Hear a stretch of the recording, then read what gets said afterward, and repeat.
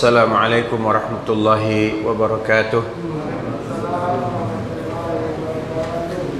Alhamdulillahi wahdahu la syarika lah, wassalatu wassalamu ala man la nabiyya ba'dah, nabiyyina Muhammadin sallallahu alaihi wasallam wa mawala.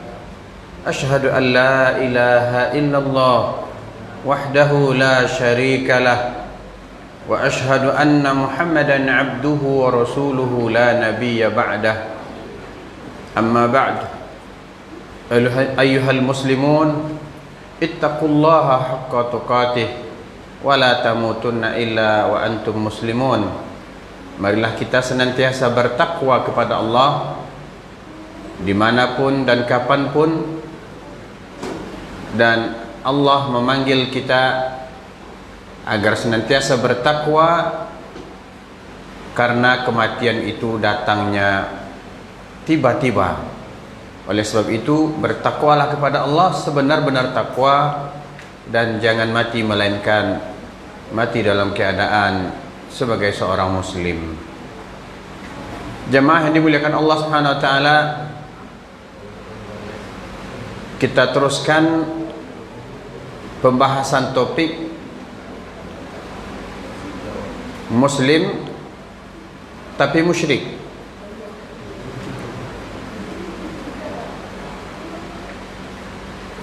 Sampai pertemuan kemarin atau hingga pertemuan kemarin kita sudah membahas atau membacakan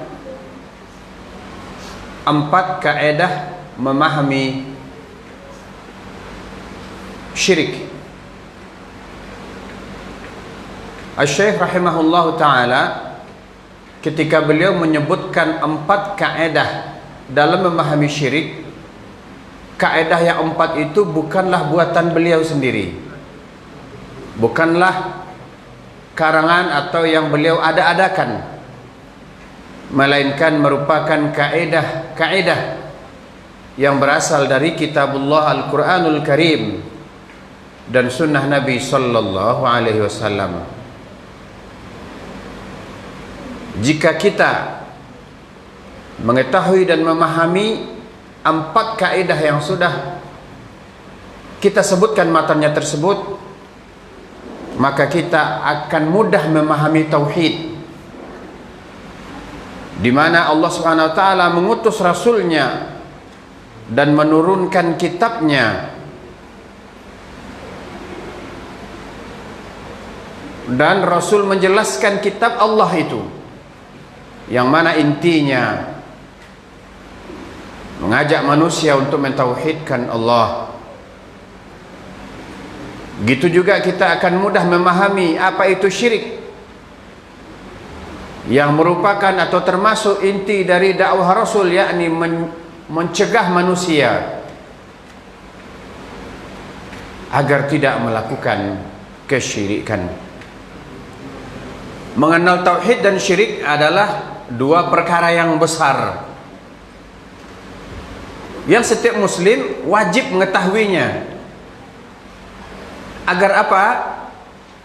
Agar tidak salah dalam memahami tauhid.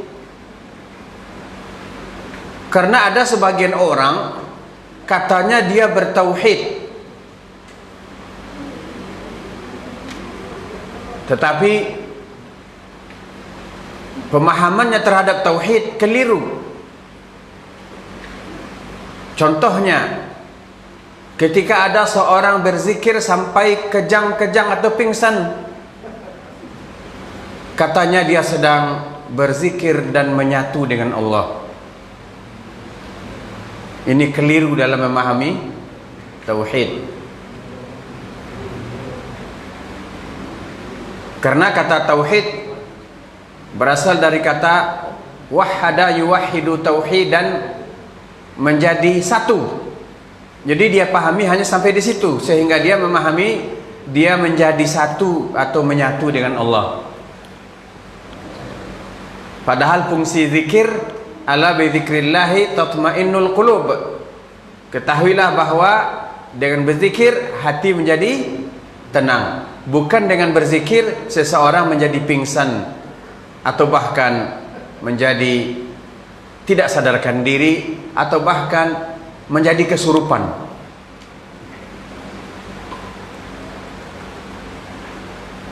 Dan apabila seseorang tidak memahami syirik dengan benar, maka dia akan mencampurkan atau merusak ibadahnya dengan kesyirikan tersebut. Ketahuilah bahwa mengetahui atau mengenal tauhid dan syirik jauh lebih besar kewajibannya dibandingkan mengenal salat, zakat, haji dan ibadah lainnya. Kenapa demikian? Walaupun seseorang salat, berzakat, puasa, haji dan melaksanakan ibadah yang lain, namun dia melakukan kesyirikan, maka hapus amalannya itu, batal. La in asyrakta la yahbatanna amaluk wa la takunanna minal khasirin. Kata Allah, jika engkau melakukan kesyirikan, maka gugurlah amalanmu semuanya, dan engkau menjadi orang yang sangat merugi. Jadi begitu pentingnya seseorang mengenal tauhid dan syirik. Adalah dua kata atau dua hal yang sangat bertolak belakang, dan ini perkara yang besar. Maka jamaah yang dimuliakan Allah, karena Syekh akan menyampaikan dakwah tentang perkara yang sangat besar, maka beliau mengawali dengan mengatakan bismillahirrahmanirrahim, as'alullahal karim rabbal arsyil azim an yatawallaka fid dunya wal akhirah wa an yaj'alaka mubarakan aynama kunta wa an yaj'alaka mimman idza u'tiya syakar wa idza ibtuliya sabar wa idza adnaba astaghfar fa inna haula'i thalath unwanus sa'adah. Beliau berdoa untuk umat sebelum umat ini diberi pengetahuan yang sangat besar, tentu agar umat ini mudah dalam memahaminya, dijaga oleh Allah Subhanahu wa ta'ala. Beliau berkata, aku memohon kepada Allah yang maha pengasih lagi maha penyayang, penguasa, pemilik Rabb, pemilik arasy yang agung. Semoga Allah menjagamu, memeliharamu di dunia dan di akhirat. Semoga Allah memberkahimu dimanapun engkau berada, dan semoga Allah menjadikanmu termasuk orang yang apabila diberi karunia oleh Allah, dia bersyukur. Apabila diuji oleh Allah, dia sabar. Dan apabila terlanjur melakukan dosa, dia beristighfar. Tiga hal ini adalah tanda-tanda kebahagiaan bagi setiap muslim, kata beliau, yakni diberi nikmat bersyukur, diberi musibah sabar, apabila terlanjur melakukan dosa bersegera bertaubat. Maka jemaah yang dimuliakan oleh Allah Subhanahu wa ta'ala, jika Allah telah menjadi pelindung kita,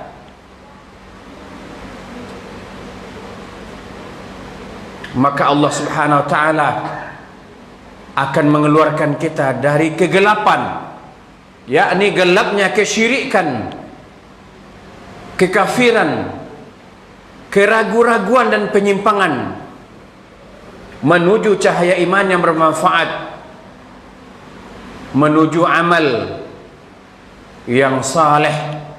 Sebagaimana firman Allah Subhanahu wa taala, "Dzalika bi anna Allaha maula alladziina aamanu wa annal kafirina la maula lahum."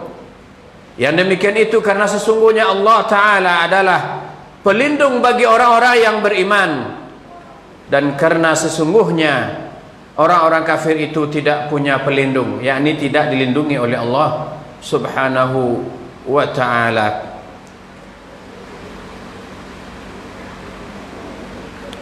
Maka jemaah dimuliakan Allah, jika Allah telah melindungi kita,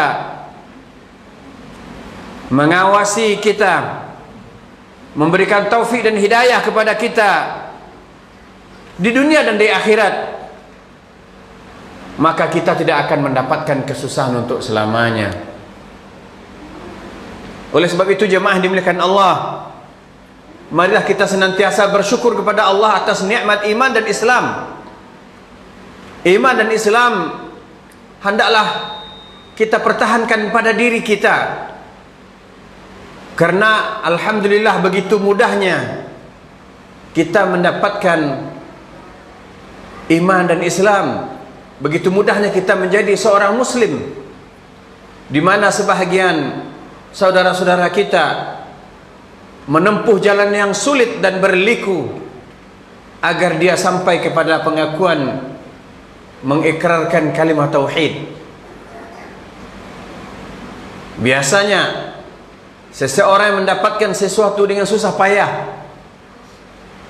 dia akan menjaganya sekuat tenaga agar apa yang dia dapatkan itu tidak lepas begitu saja. Namun kadang-kadang sebahagian kaum muslimin yang dengan mudah mendapatkan hidayah Islam tanpa perjuangan yang keras seperti yang lainnya, terkadang karena tidak menjaga iman dan Islamnya, maka terlepas begitu saja. Yakni tidak dapat dipungkiri ada sebahagian dari kaum muslimin yang murtad, keluar dari agama yang mulia ini. Jamaah yang dimuliakan Allah Subhanahu wa taala, Syekh juga mendoakan agar kita sabar di dalam menghadapi berbagai macam ujian. Rasul sallallahu alaihi wasallam bersabda dalam hadis yang diriwayatkan oleh Imam At-Tirmidzi, Rasul bersabda, "Innallaha idza ahabba qauman ibtalahum, faman radiya falahu ridha, wa man sakhita falahu sakhat." Sesungguhnya jika Allah mencintai suatu kaum, Allah akan menguji mereka. Barang siapa yang reda terhadap ujian itu, maka dia akan memperoleh reda dari Allah Subhanahu wa taala. Dan barang siapa yang marah terhadap ujian itu, maka dia juga akan mendapatkan kemarahan Allah. Artinya, siapa yang tidak reda dengan ujian itu, maka Allah tidak akan reda kepadanya. Juga Nabi sallallahu alaihi wasallam bersabda, wa a'dhamun nasi bala'an al-anbiya tsumma al-amsal fal-amsal. Yang paling berat ujiannya adalah para nabi, kemudian orang yang semisal dengannya dan yang semisal dengannya. Orang yang berat ujiannya setelah Nabi sallallahu alaihi wasallam adalah para sahabatnya, para tabi'in, para tabi'in, kemudian imam-imam mazhab. Sebagaimana kita ketahui, Imam Ahmad rahimahullah ta'ala pernah dipenjara karena mempertahankan akidah yang lurus. Dan di sini bisa kita ambil suatu pelajaran yang luar biasa. Ketika beliau dalam penjara, datanglah beberapa sahabat-sahabat atau utusan kaum muslimin berkunjung. Ketika itu ditawarkan, apakah akan kami ajak kaum muslimin untuk keluar, memohon agar engkau dikeluarkan dari penjara ini. Mungkin bahasa sekarangnya demo besar-besaran. Maka kata Imam Ahmad, pulanglah kalian, jangan ada pertumpahan darah, sabarlah. Orang sekaliber, sealim Imam Ahmad bin Hanbal, beliau memilih untuk menjaga darah kaum muslimin. Dengan demikian ahlu sunnah wal jamaah ala fahmi salafil ummah, ahlu sunnah wal jamaah sesuai dengan pemahaman salafus saleh, mereka tidak melakukan demonstrasi, tidak melakukan pemberontakan, terhadap para penguasa. Memilih sabar itu lebih utama. Lihatlah bagaimana besarnya ujian yang diberikan kepada Syekhul Islam Ibn Taimiyah rahimahullahu ta'ala. Dipenjara berkali-kali, bahkan sampai meninggal dalam penjara disebabkan fitnah. Bahkan fitnah itu berlanjut sampai hari ini. Dikit-dikit kafir, dikit-dikit bid'ah. Itulah pengikut Ibn Taimiyah, Wahabi. Sampai sekarang fitnah itu berlanjut. Kalau kita baca sejarah penguasa yang telah terlanjur menghukum beliau, mendatangi beliau ke dalam penjara meminta maaf atas ketidaktahuannya. Kenapa? Karena beliau rahimahullah ta'ala di penjara disebabkan fitnah 3 orang yang dianggap pula sebagai ulama, namun ulama ulama pembenci dakwah. Maka ketika Syekhul Islam Ibn Taimiyah rahimahullah ta'ala mau dikuburkan, maka tidak kurang dari 1 juta kaum muslimin keluar dari rumah mereka.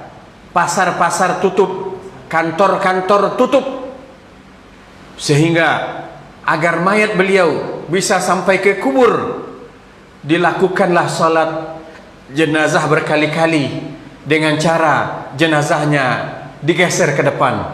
Begitu caranya agar bisa terlepas dari kerumunan manusia yang sangat banyak. Yang tidak keluar hanya 3 ulama tadi yang telah memfitnah beliau. Maka orang-orang seperti beliau, ulama terkemuka, mendapatkan ujian lebih berat dari kita.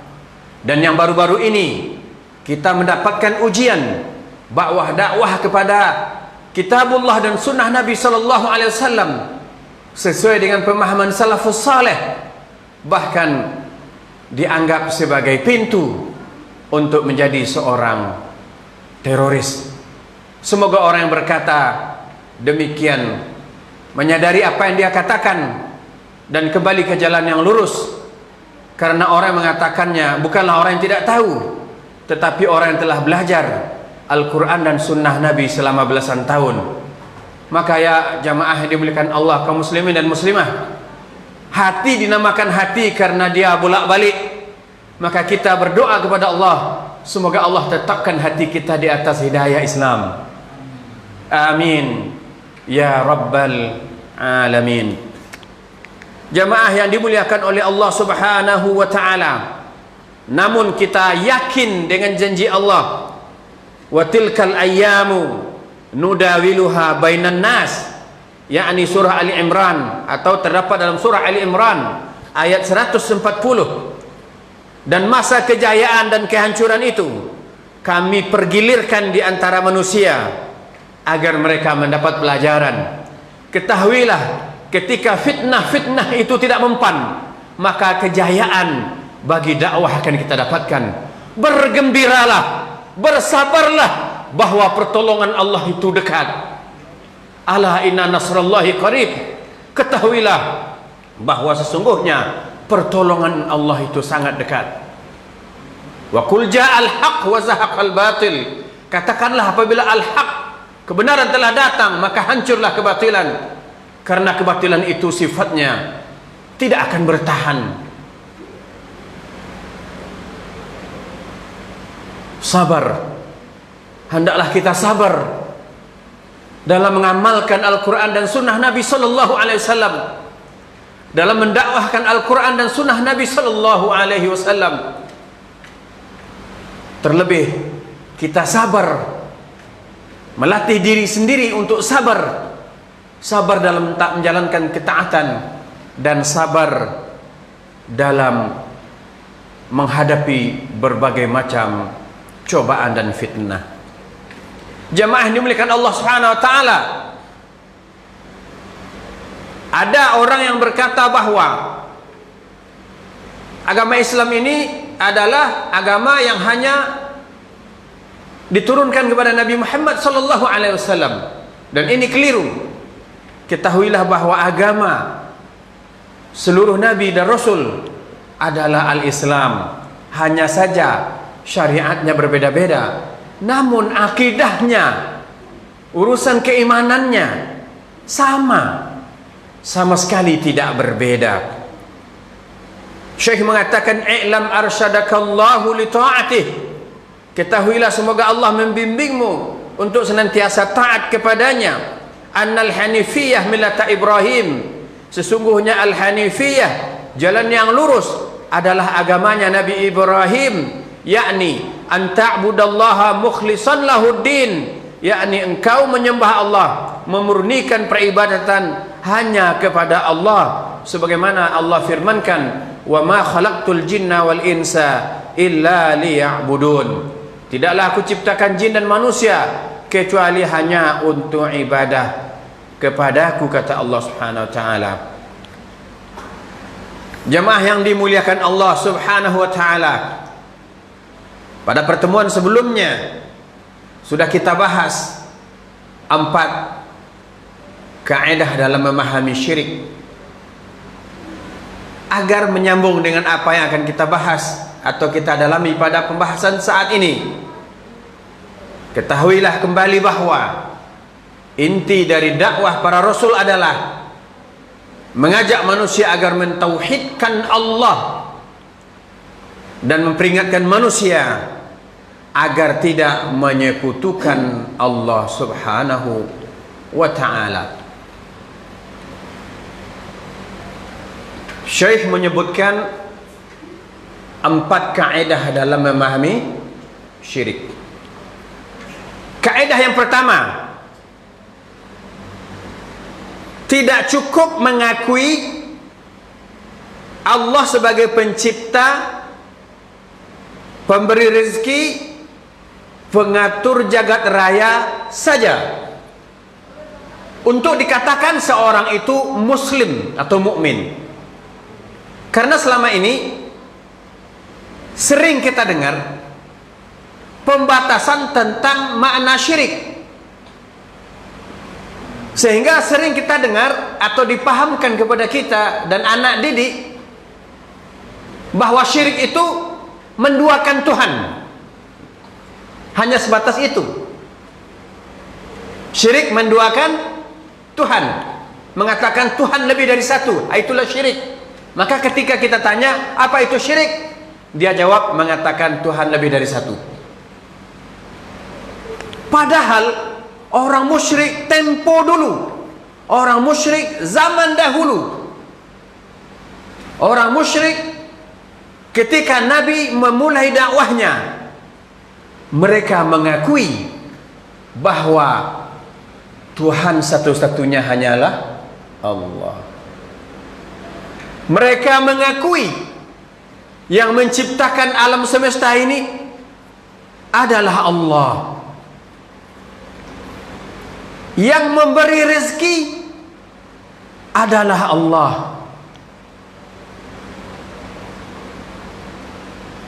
yang menguasai alam semesta adalah Allah.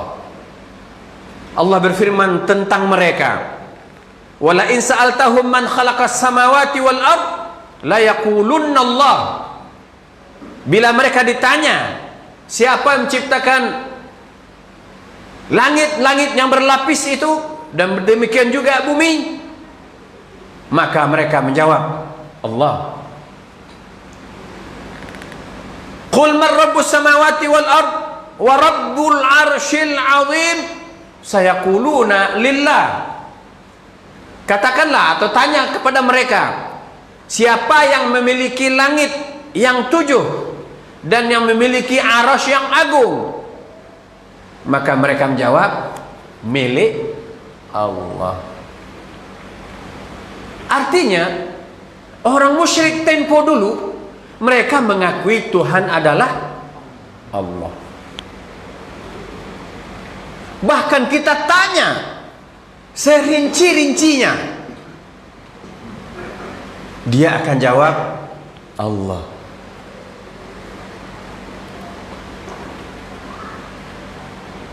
Berarti bisa jadi Orang musyrik tempo dulu lebih paham prinsip ketuhanan dari sebahagian kaum muslimin hari ini.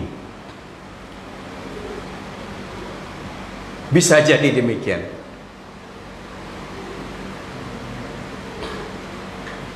Dan tidak ada di antara manusia ini, jika kita tanya, yang menolak menjawab siapa yang menciptakan alam semesta ini, menolak menjawabnya Allah, kecuali hanya karena kesombongan mereka. Sebagaimana firman Allah Subhanahu wa taala, wajahadu biha wastaiqanatha anfusuhum zulman wa 'uluwa. Mereka mengingkari kalau Allah lah yang menciptakan langit dan bumi, yang memiliki langit dan bumi, yang memberi rezeki, yang mengawasi, yang menguasai. Mereka mengingkari, padahal sebetulnya hati mereka meyakini. Mereka mengingkari disebabkan karena keangkuhan dan kesombongan mereka. Artinya jemaah yang dimuliakan Allah, ulama menjelaskan berdasarkan dalil bahwa tauhid terbagi tiga.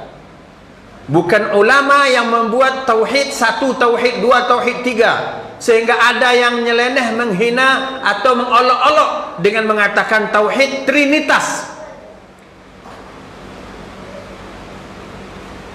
Ini mengolok-olok namanya. Al-Quran Jawami'ul Kalim.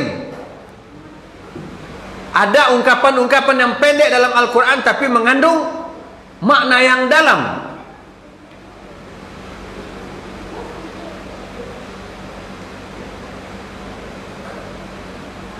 Jangan ketika kita dilarang menghisap tembakau, kemudian dinasihati jangan menghisap tembakau, maka mungkin saja ada orang berkata, mana larangannya dalam Al-Quran? Mungkin dia menginginkan ada ayat yang berbunyi, hurrimat alaikum at-tadkhin, diharamkan bagimu menghisap tembakau. Sebagaimana dahulu ketika saya masih di PGA. Nah, di Kota Padang kan ada letter U. Di situ ada seorang berpakaian Pak Haji, jual nomor porkas, kalau sekarang togel. Kemudian dia bawa Al-Quran. Dia tantang hadirin untuk membuka Al-Quran dan menunjukkan ayat. Tunjukkan ayat dalam Al-Quran yang mengatakan porkas haram. Jadi dia menginginkan ada ayat hurrimat alaikumul porkas. Ketika itu saya merasa sendiri karena masih kelas 2 PGA atau SLTA. Namun saya tidak lupa dengan kejadian itu. Inilah bukti tidak mengerti kesyirikan, tidak mengerti tauhid. Tampilan-tampilan Pak Haji pakai jubah putih, Pak, tapi jual nomor togel, kemudian menipu. Yang hadir adalah orang-orang bodoh. Coba sedikit dia cerdik. Begini, apa yang Bapak itu jual? Beliau menjual amplop, yang dalam amplop itu ada nomor rahasia yang akan keluar besok. Coba yang belanja, yang beli pintar dikit. Loh, kalau Bapak itu tahu, ngapain bukan dia yang pasang? Padahal dijual 1.000 atau 2.000 satu bungkus, satu amplop. Taruhlah laku 100 amplop, maka baru 200.000. Padahal ketika itu kalau ketebak 4 angka 1 miliar. Berarti mereka sama-sama bodoh. Tampilan Pak Haji tapi melakukan judi di tempat umum, bahkan menjadi peramal angka yang akan keluar besok. Ini suatu bukti nyata bahwa begitulah apabila seseorang tidak paham tauhid, tidak mengerti apa itu kesyirikan. Jadi bisa jadi atau bahkan sesuai dengan ayat, dapat kita pastikan bahwa orang-orang musyrik tempo dulu lebih mengenal Allah dalam rububiyahnya ketimbang kita. Lihatlah ketika ditanyakan kepada mereka, wa may yarzuqukum minas sama'i wal ard, siapakah yang memberimu rezeki dari langit dan dari bumi? Maka mereka akan menjawab Allah. Artinya apa? Jika mereka mengerti tauhid ar-rububiyah, mereka tidak akan takut kehilangan rezeki. Lihatlah sebagian kaum muslimin hari ini sangat takut kehilangan rezeki, sehingga menghalalkan berbagai macam cara. Lihatlah kaum muslimin hari ini dalam mengais rezeki, mereka melakukan kesyirikan. Ketika mereka membuka usaha, yang pertama mereka datangi adalah dukun untuk minta jimat penglaris. Betul enggak? Siapa yang panen duluan? Para dukun. Kenapa? Nggak mungkin jimat itu gratis. Nanti ketika dagangan dilihatnya dagangan kita udah ramai, biasanya kalau sudah ramai lupa, kemudian dikasih lagi obat dikit biar lengang kembali. Kemudian sampai milik warung akan datang kepadanya, kemudian dia marahi, oh karena hujan sehari lupa panas setahun, mentang-mentang dah sukses lupa deh. Aduh mohon maaf Pak, ya udah kalau gitu maka akan diperas. Begitulah akibat yang diderita oleh orang yang tidak paham tauhid. Dalam mencari rezeki pun mereka melakukan kesyirikan. Jadi orang-orang terdahulu walaupun mereka mengerti tauhid ar-rububiyah,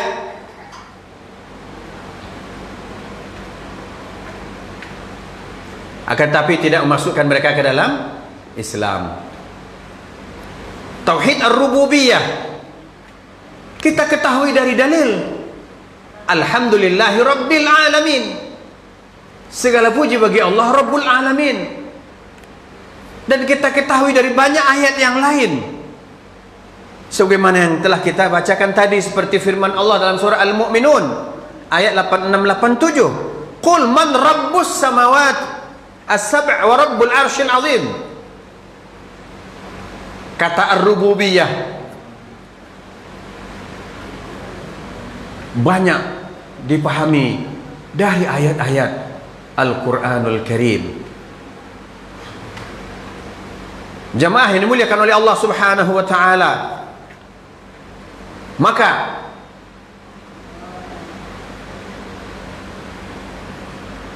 hendaklah kita yang hidup di zaman sekarang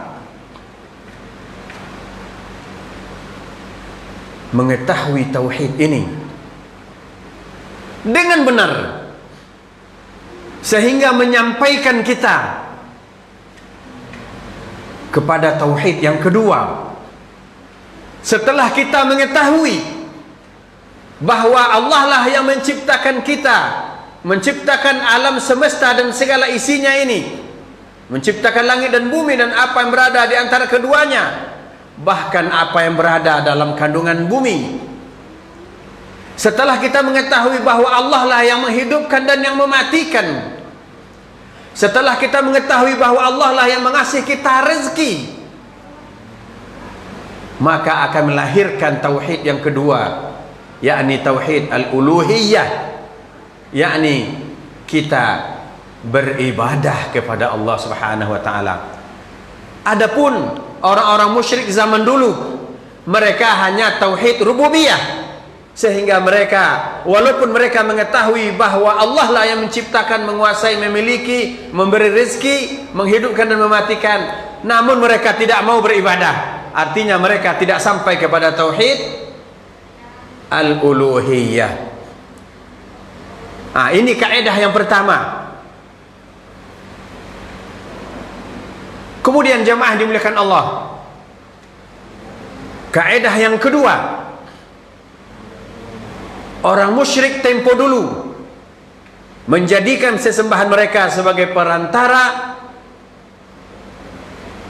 dalam memberi syafaat, atau sebagai perantara dan pemberi syafaat. Ma na'buduhum illa liyuqarribuna ila Allahi zulfa. Mereka mengatakan kami tidak menyembah patung-patung ini, tapi kami jadikan sebagai perantara untuk mendekatkan diri kepada Allah dengan sedekat-dekatnya. Maka menjadikan perantara-perantara dalam beribadah kepada Allah, apakah itu orang soleh atau bahkan nabi sekalipun, orang soleh, batu atau kuburan atau pohon, maka itu termasuk ke dalam kesyirikan, karena beribadah kepada Allah tanpa perantara. Dengan demikian jemaah yang dimuliakan Allah, sampai di sini kita sudah bisa memahami apa yang kita bahas. Muslim tapi syirik. Dia mengaku muslim tapi dia nggak berdoa langsung pada Allah.